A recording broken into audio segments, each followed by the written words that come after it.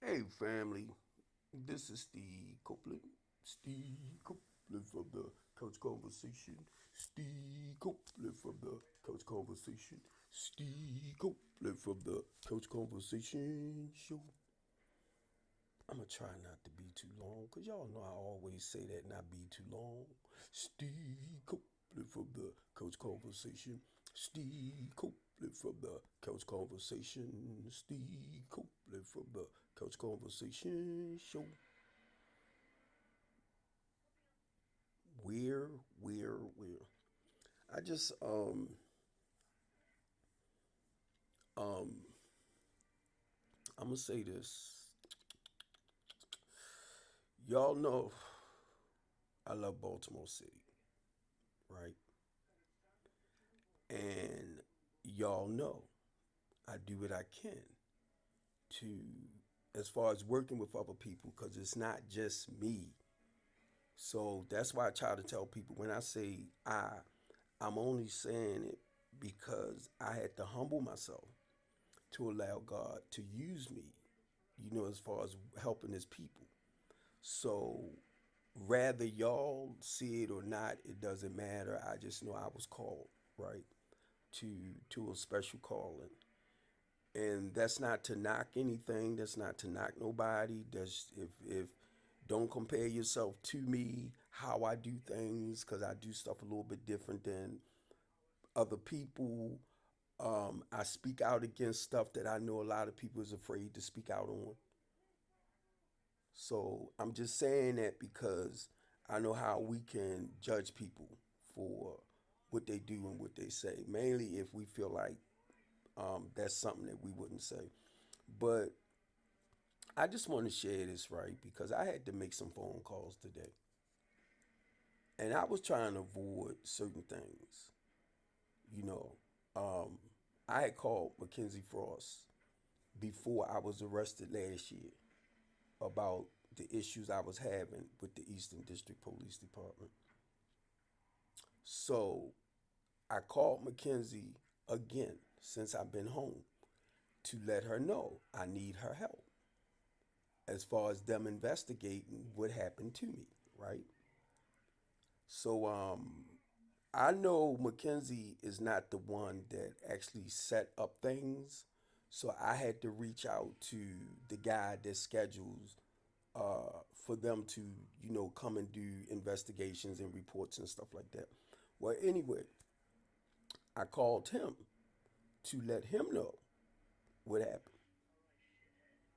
And him is Julian, right?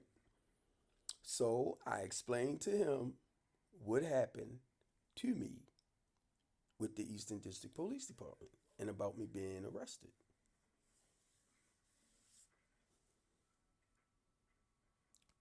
I shared with him that I had went to court to do Alfred plea. Now the prosecutor and my lawyer agreed that everything would be like serve time drop, right? I'm trying to get everything back together, the words back together, right? So you'll understand. This lady, right there in front of the judge, by me being on this box for around 18 months, is supposed to have been considered as, with the time in the prison and on the box, it's supposed to have been considered as time served. It was like 8 years with all two with 8 years, but with some 8 years. I'm trying to get it back together, y'all. The words together, right? 8 years suspended. No, 6 years suspended. 2 years with basically time served, right? Um, because of me being on the box and everything. So some kind of way the paperwork came up where it was like they charged me on the paperwork all over again. I believe that woman went to that office. I really do. I believe that lady went to that office and printed that stuff out herself, but said it was the judge. Because the judge could not, from what I understood, the judge could not like preside over it other than agreeing to what my lawyer and the prosecutor had discussed it, talked about. But it seemed like this prosecutor kept switching her stuff up.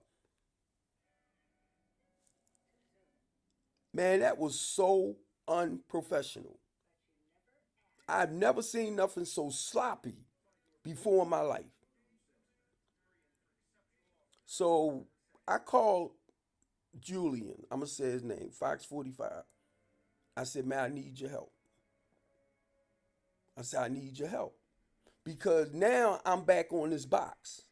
So you mean to tell me that y'all shut me down before where I couldn't continue running my business and everything? So I can't move about to run the business, to take care of personal business. The judge told me to go to ASAP and get it off my leg before I go to parole and probation to talk with them. Right? And the woman right there, the prosecutor right there, knew what I had to do. They're going to turn around, send something to ASAP, and lay them out like they was the ones that took the thing off me without, because confined with them. So I had to go back to ASAP. And I wasn't at first because, like I told my lawyer, I said, this is not what we talked about. But my lawyer told me, he said, just so that I won't go back to prison, go and get it back on and he'll do what he got to do. I'm like, you know what? Ivan Bates, that's your girl. So when I called Julian today, he asked me, did I reach out to Ivan Bates about what was going on or what's happening now? And I told him, I said, no, because I didn't know if I could. But I did write Ivan Bates when I was over the prison. I wrote his office. I sent them a letter about what was going on and what was happening with me, with the false charges and stuff with the police department. Now, a lot of y'all seen me go through this last year. And what happened to me, y'all watched it. Because I don't forget when Christopher Anderson said, he going to end up getting hit out locked up. And I'm like, y'all know that we fight against, certain things. And as a activist, as a civil rights advocate, and y'all watch these people come for me, and none of y'all stood up for me.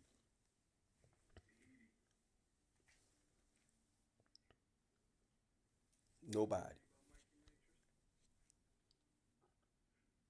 But the only thing y'all could say, he gonna get hit up locked up again. He gonna end up getting hit up locked up.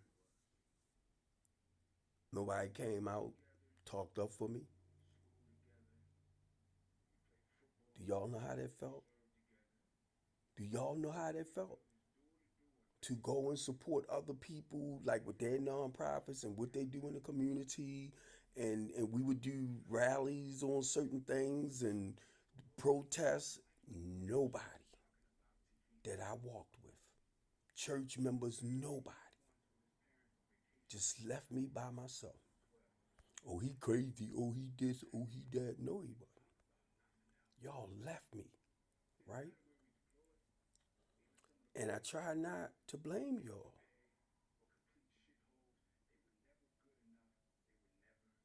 I try not to because I understand it takes a lot of courage to speak out for our people. It takes a lot. So I was trying not to knock nobody.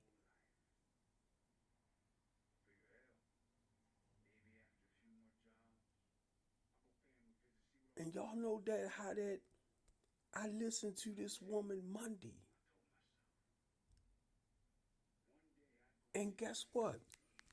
I'm listening to a fake police report. I said, oh my God. I don't think it was the police officer that wrote that. It might have been. Then again, it might have been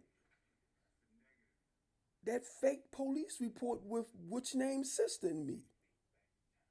And I say he had to tell, be honest, Shipley, that's the officer name, that story for him to write that fake police report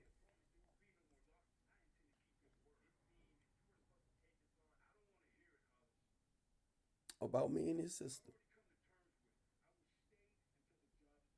I did not know they told that lie.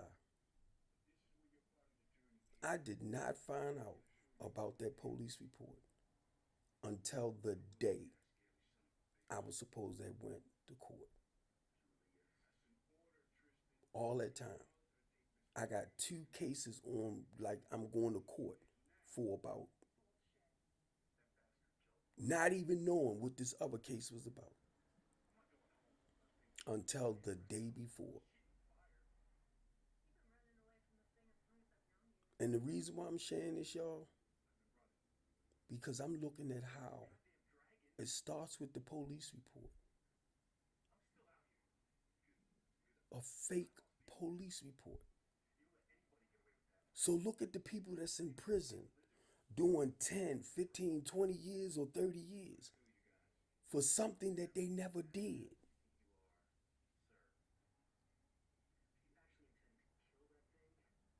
because of a fake police report. The judge don't know whether it's true or not. They can only go off the information that they presented with.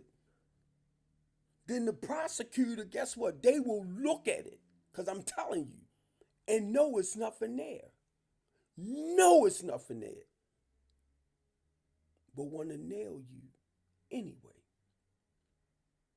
Somebody asked me the day that I was talking to, said, what the prosecutor got against you? I said, I don't know this woman. Because if you hear everything and you listen, you see how vindictive people being. I don't know this woman. But I'm like, this is how y'all work? So Julian asked me, did I talk with Ivan Bates about what just happened? And be honest, I've been thought about calling him, but I didn't want to bring him into this. And that's what most people do when they get in trouble. They reach out to other people that they know can drop stuff. But I never thought it would go this far. I did. I never thought it would go like this. And it shouldn't. It should not. Because if I had went to court, I could explain to the judge about the business, about the clients, what I do, stuff like that, to better help you understand. I'm not out to rob and steal and take from people.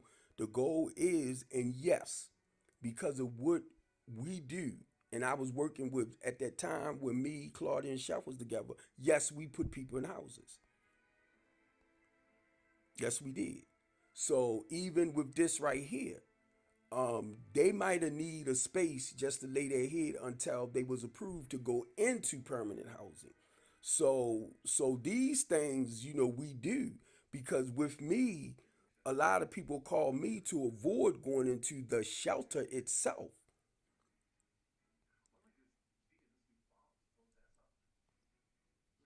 And I try not to worry about it too much, but I was laughing and joking with Lady J today, right?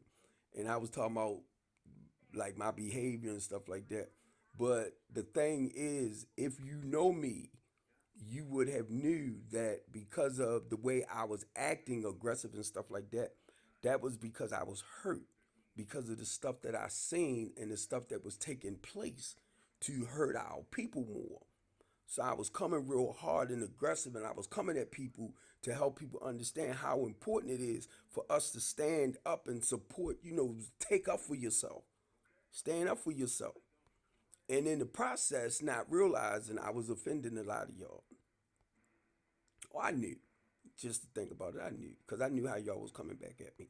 But my thing was at that time, I was trying to say in a way, show me that you're better than anything I could say out my mouth.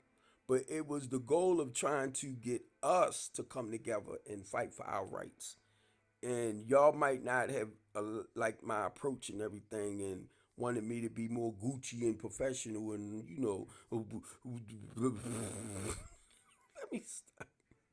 Because I was telling Lady J, right, that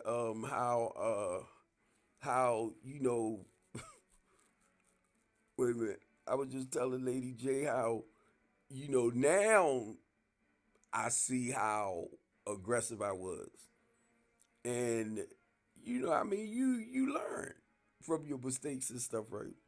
So I told Lady J, I said, I don't want to come like that no more. I don't want to be like, I said, I don't want to come like that. I want to be more professional. But I don't want to lose me in the process of talking about certain things. Because a lot of times what we'll do, it's like we'll sell ourselves out to satisfy other people. And I just don't want to do that. I don't want to lose me. Now, if you the type that's wishy washy and that's how you are, that's fine. I just don't want to lose Steve. Just to try to be with this group right here or that group right there, no. I just no. If I see something as a community activist, as a community outreach coordinator, as a person that fights to help see us come together and stuff like that, reducing all the crime rate and all that.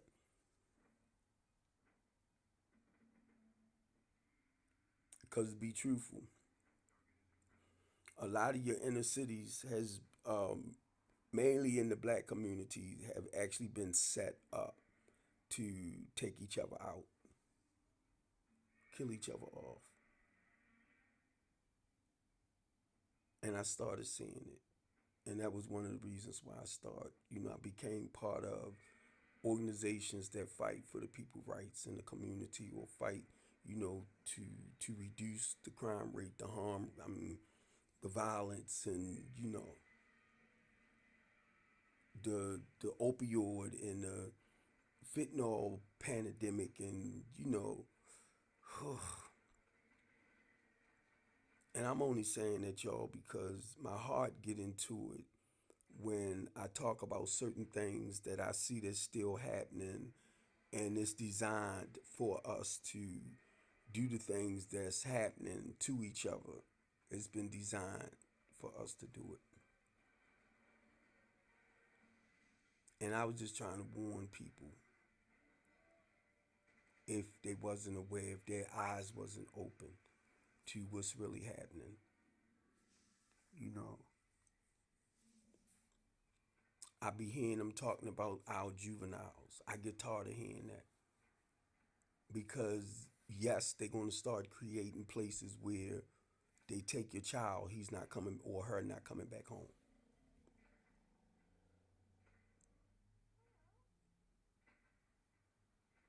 So if we don't learn to come together and fight for our rights and the rights of our children, if you have a child in school or something like that and they're not being educated right, I'm sorry, y'all, and they're not being educated right, we have to, go after the school system for not educating and teaching our kids properly.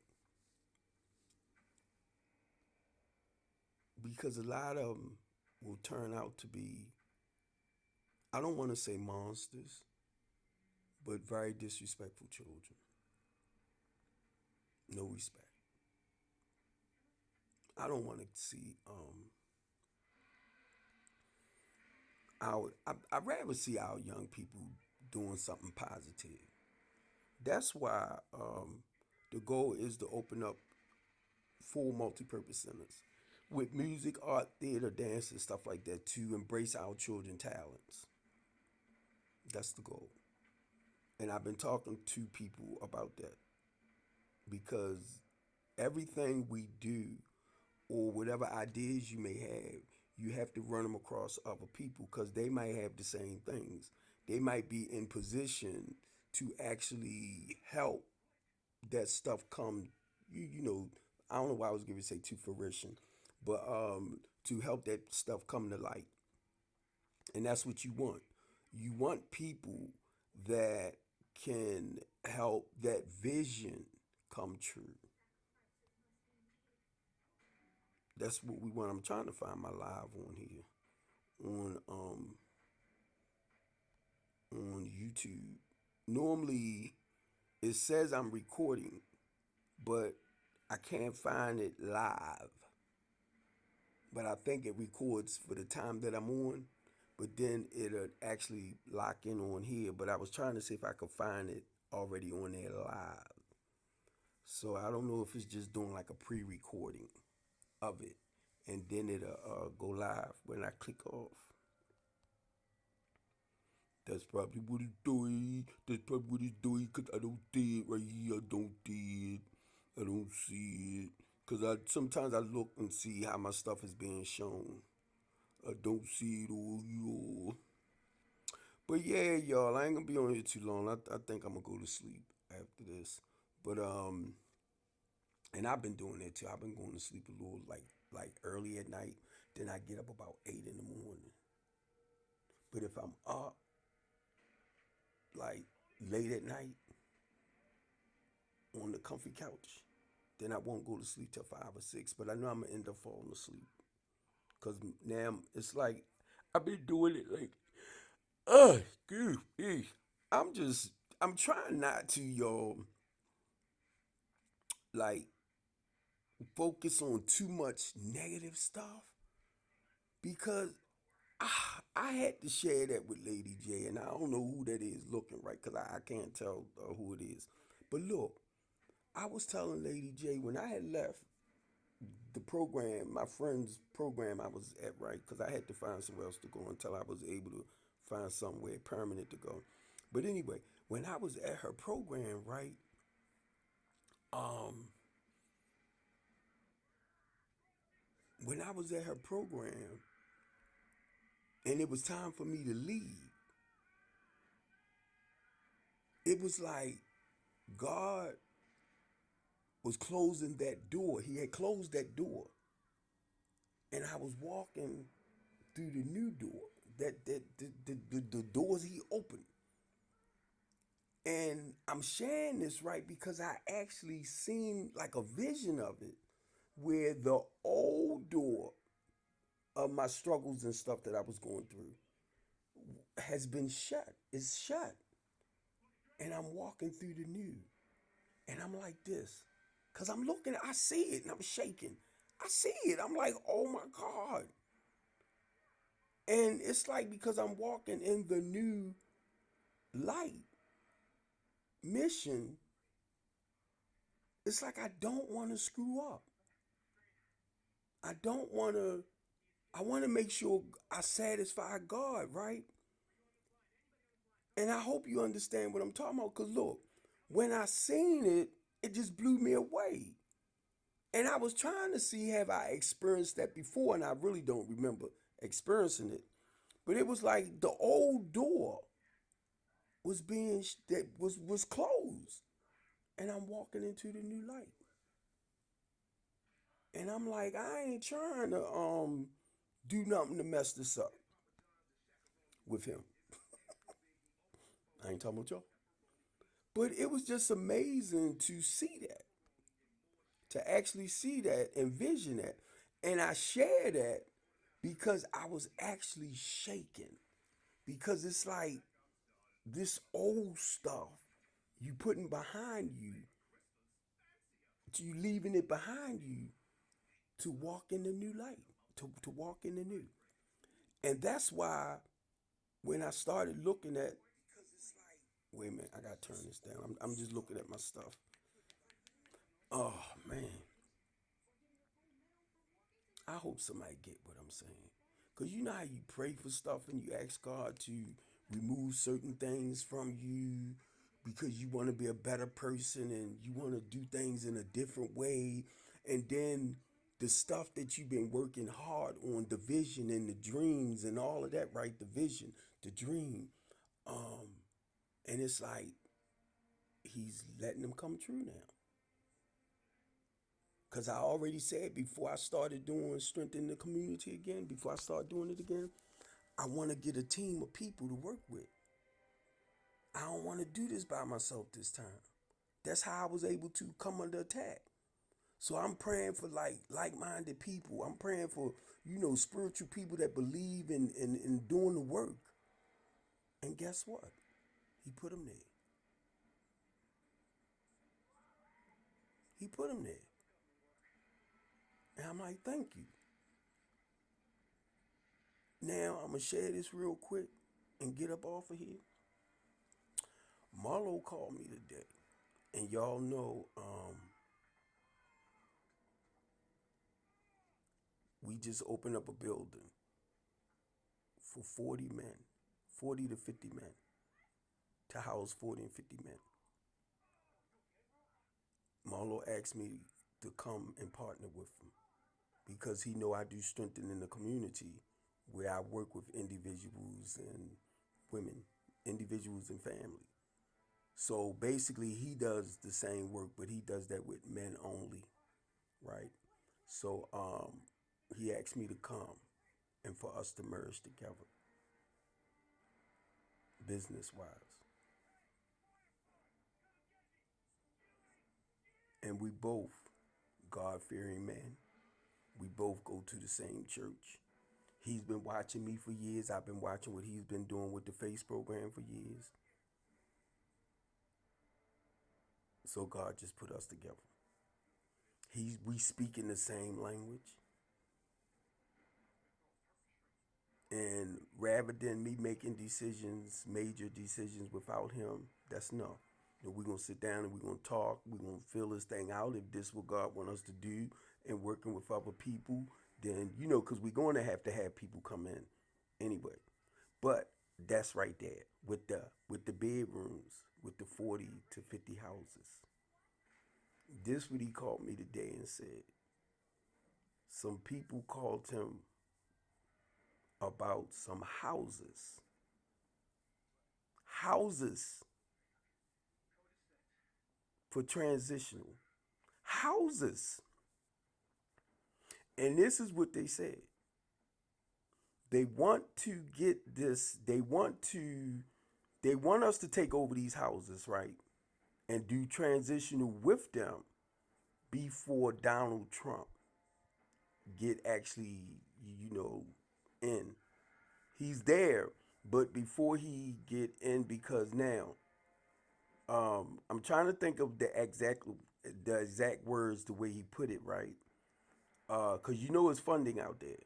And a lot of times people have to get rid of a certain amount of money before certain things happen too. So the transitional housing is going to be paid for by the government, just like the supportive housing for the men with parole and probation. So you come into the program, if you don't have, your money is your money. So your money will be put into account, bank account, and somebody will teach you how to budget and everything like that, right?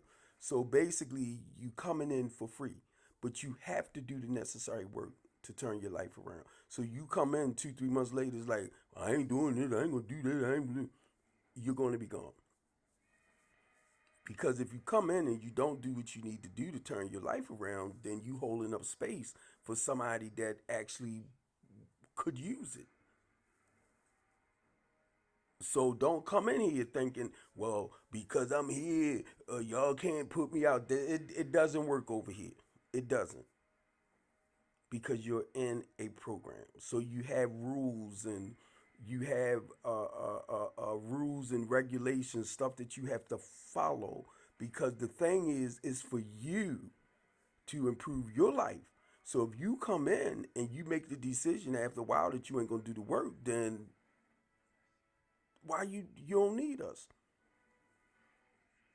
So don't let nobody fool you and telling you to do this and do that, and you don't have to do the work to turn your life around. No, because you're gonna have a whole team that's gonna work with you.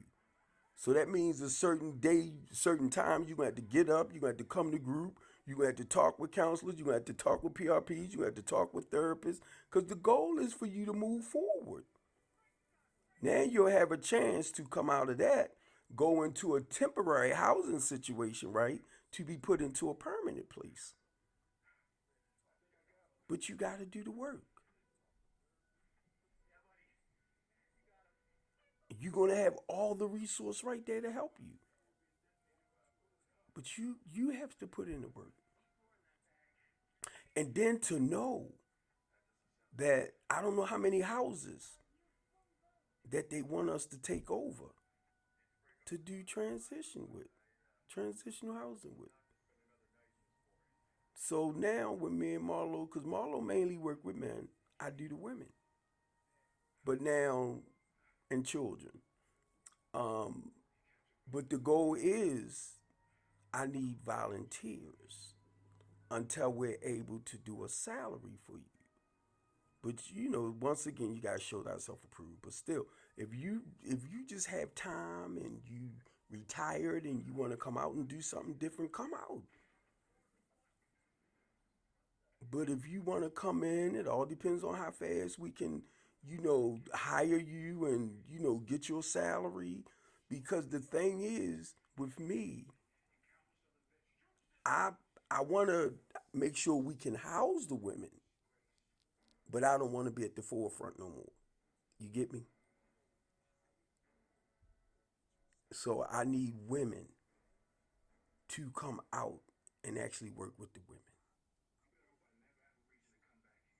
Now, if you have certain issues with certain houses and I have to step in, that's gonna be a whole different story.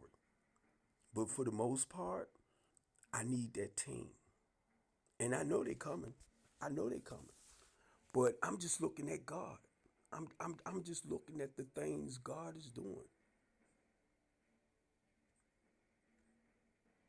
I'm telling you, I'm looking at God opening up the doors. They're opening.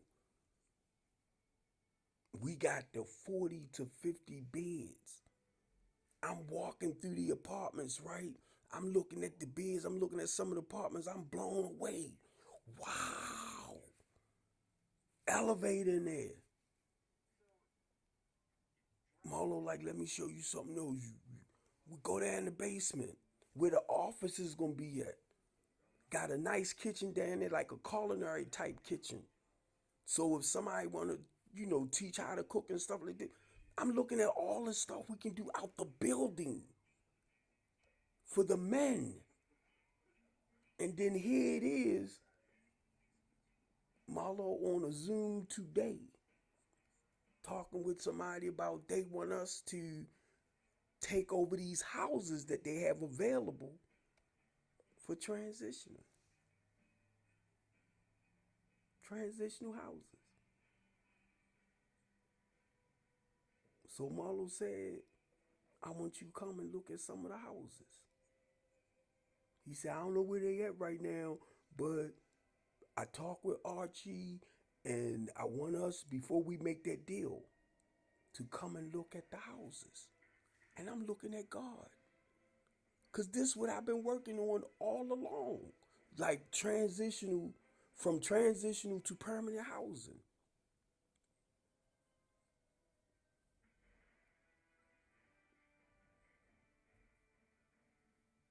You want to be blocked? You want to be blocked? Let me block you. Let me block you. Devin, that's a shame, bro. I ain't got time for that. It's like you want to come on here and Devin and create other names. Oh, shucks. Your block. Your block. Add block. Your block. Every time you come on here and you want to try to interfere. I'm talking about, look at that, y'all. Look at that. Now I'm over here talking about how God now blessed us with the opportunity to do transitional housing. Why do we do that? Why? Why? Why do we do that when you only trying to put out the word to encourage other people to let them know what's happening? Why do we do that?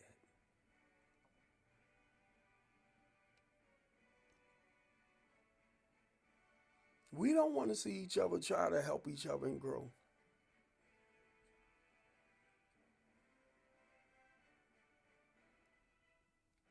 And then y'all want to sit back and say the white man is the white man that they blah blah blah blah blah blah blah. That wasn't the white man. That was Devin, the one that be with Larry Wallace and Christina Flowers. He'll come on here with fake names and stuff, right? Why do we do that?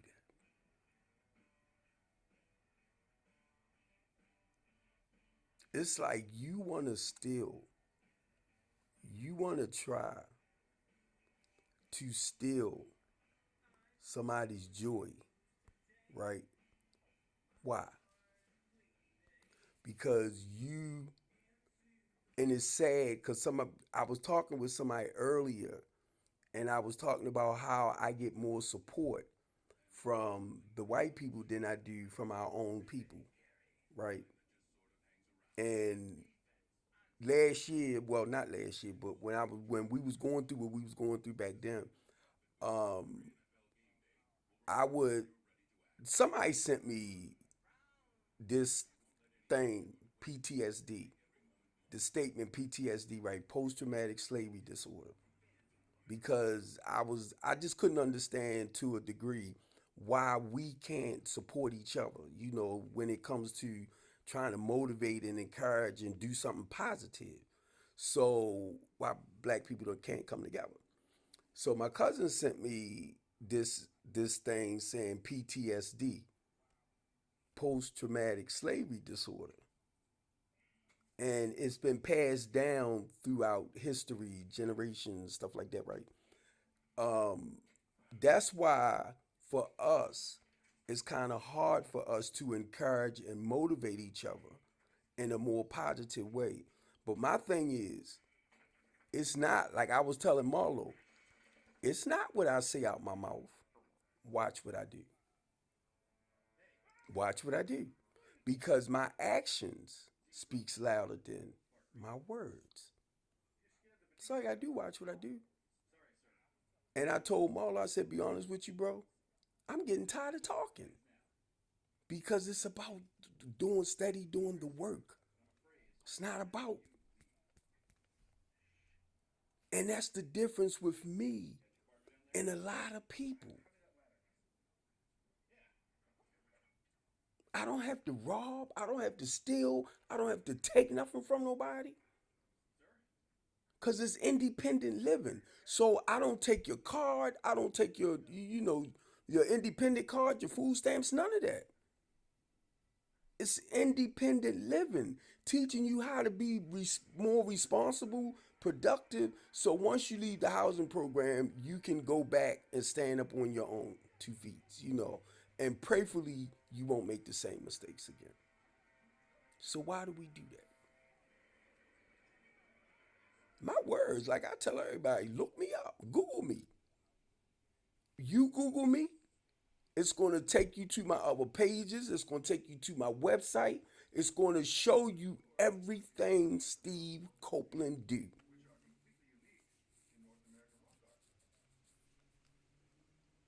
to help build a better Baltimore City. Be honest, I don't have to do this. I don't have to do it, but I was called. In the same way, when I come on here and somebody might want to come on here and kind of counteract or knock what I say, you understand. If I tell you I was called to do the things I do, but if you come back against it, then who called you to come up against what I say? Because I'm only doing what God told me to do. So what God is telling you to come up against me like that?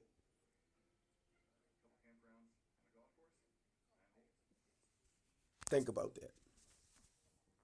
What God is telling you to go on to Steve's live and try to insult him and stuff like that, or interfere with the stuff that he's saying out his mouth to try to throw him off. What God is telling you that? Let me stop. Seriously though, but seriously, we need to stop, y'all. We need to stop. I do not. Now I'm 62 years old. I do not go on people's stuff and just put in negative comments. I do not do that. And I told Lady J today that a certain person that I just had to block has a tendency of whenever I go live, they want to come on my stuff and say something negative. This is not for you. This is not for you. This is the Couch Conversation Show. And it's called Keeping It Real. So can't nobody talk about Steve like Steve because you don't know my truth. But the thing is, watch my actions. And I might just start saying that, watch my actions. I do this very well, but I do this even better. You can't take that from me. I don't even have to, guess what? I don't have to come on your live stream. I don't have to come on your Facebook page. I don't have to do none of that. Guess why? Because I have my own. Several. Altogether, about 14. And all day long. It all depends. I'll go through my Facebook pages, checking my messages, responding back to messages, posting pictures on some of them, posting videos on some of them. Then I'll go over towards my my Google page. I'll go over to my web page just to see how many people might have visited my web page, just to see what's going on. Did they leave a message? So, because I do this throughout the day, I'm not interested in your stuff like that. But I have no problem if we like on one accord. I have no problem in supporting you. Coming over there, hey, bro, how you doing? Or liking this, liking that, commenting. That's showing some love, some support. I don't do that to people. I don't shut people out like that. And I'm only saying this just to help other people that, like me, that do what they do and maybe feel like they're not being appreciated. But then I have to worry about, I had to worry about it. I had to focus on this.